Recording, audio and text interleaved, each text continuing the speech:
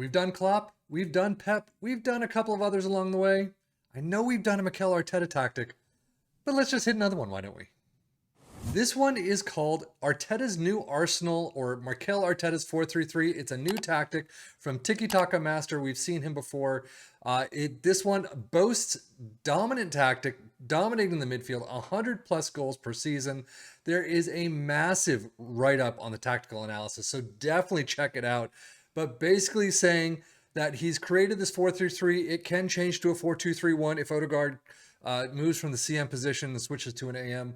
So you'll have to read through it, and it is very extensive, very well written, and see how it does for you. But now, if there's a massive write-up on things you can do to make the tactic better against certain teams or certain oppositions, that usually means that doesn't always work for these types of tests. So when you're just throwing a tactic into a team and holidaying for an entire season, you kind of got to get your hands into the mix, into the weeds, and massage that tactic into your team much better than we're not doing when we're on holiday. So take that for what it's worth. But we are going to test it out as usual with our three teams of Liverpool, Aston Villa, and our championship side of Ipswich Town. So with all that said, let's jump into the Premier League and see how it did. Well, overall, I can't say it's bad. Liverpool in third place, sure, we want them in second, only 1 point south of Manchester City, but 82 points is not an awful point position. They average around 85 or thereabouts without any type of tactic changing. But 91 goals, second in the league, is pretty nice. Aston Villa in fourth, not bad at all for them. You got 76 points, very nice for them, and then 76 goals. So overall, I'm not going to say it didn't work. I'm not going to say it was a massive boost to them, but pretty nice results so far. Liverpool's domestic run, you can see beating Aston Villa in 1-1 in the Carabao Cup fourth round, so Aston Villa's out there, but they got to the Carabao Cup final, beating Southampton handily 3-0. Unfortunately, the FA Cup, you got to the quarters, which is nice, but you lose out to Crystal Palace 2-3. But in Europe, somehow Celtic see you out of the Europa League in the round of 16, 1-2 away from home, 3-2 win at home, but you got to go to a penalty draw, and unfortunately Celtic won. So overall Premier League, not bad for Liverpool. Can't say it's been awful, definitely not so much. We've definitely seen better though. But out in the round of 16 of the Europa League is pretty awful. FA Cup quarters, but you do win the Carabao Cup, so you are coming away with a trophy. Squad-wise, actually, Gomez, 49 appearances. Wow. Goals, 28 for Nunez, 13 for Jota. Salah all the way down with only 11. Assists, 13 for Luis Diaz. Not too bad. Average rating, 7.21 for Salah. And I did see Adrian actually got a single appearance in there somehow.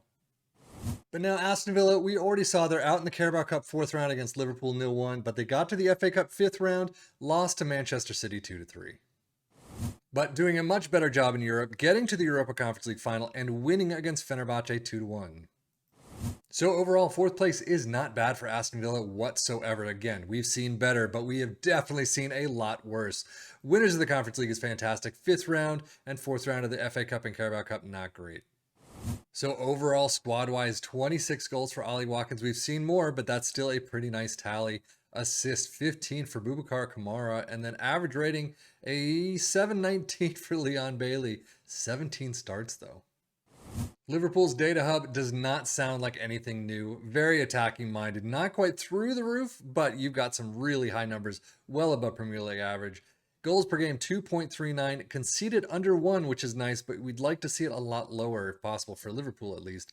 And as we look at Aston Villa, you can see that they are slightly above in many categories, not as high as Liverpool clearly, and the fouls against per game is definitely not as high, but that's interesting. But 2 flat on goals per game and a 1.05 conceded. Premier League stats, most points per game, Liverpool with 216 and Aston Villa with a flat 2. If we go to most goals, though, Liverpool in second, 91 under Tottenham for some reason. Aston Villa in third with 76. Fewer shots against Liverpool in second with 272. Aston Villa all the way down in seventh. Most possession, you get Liverpool with 56%, Aston Villa 2 down with 54, and most dribbles made.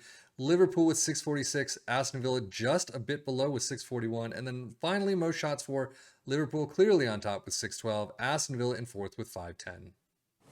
But seeing that in the Premier League, how did our championship side of Ipswich Town do? Fourth place, not bad, 90 points.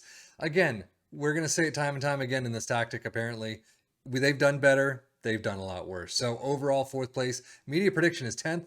4th place is not too bad. 90 points, 108 goals, topping the league is pretty nice there. Domestic Cups, nothing out of the standard. Carabao Cup 3rd round is where you're out against Barrow. FA Cup 4th round against Stoke.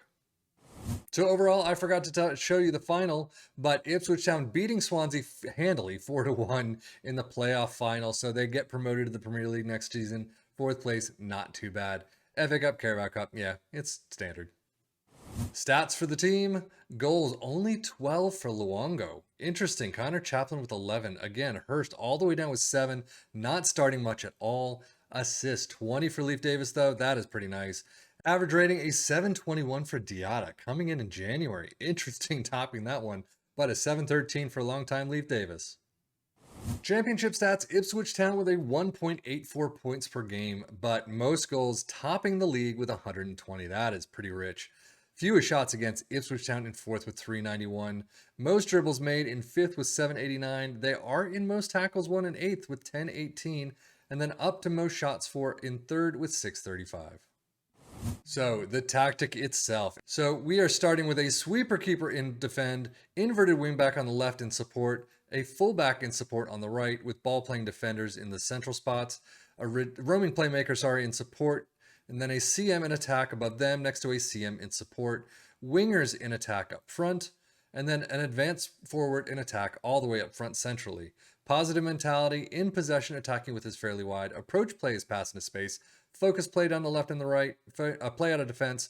Passing directness is shorter. Tempo is higher. Final third, low crosses, work the ball in the box. In transition, counter press, counter, distribute to the center backs, and take short kicks. And then out of possession, a high press line of engagement, a much higher defensive line, trigger press much more often, prevent short goalkeeper distribution, step up more, and trap outside. So how did it do for our 3 teams overall as a recap? Ipswich Town doing very well. 4th place, not too bad. 108 goals up to 120. They did a fantastic job in the playoffs, getting to the Premier League next season. Very well done.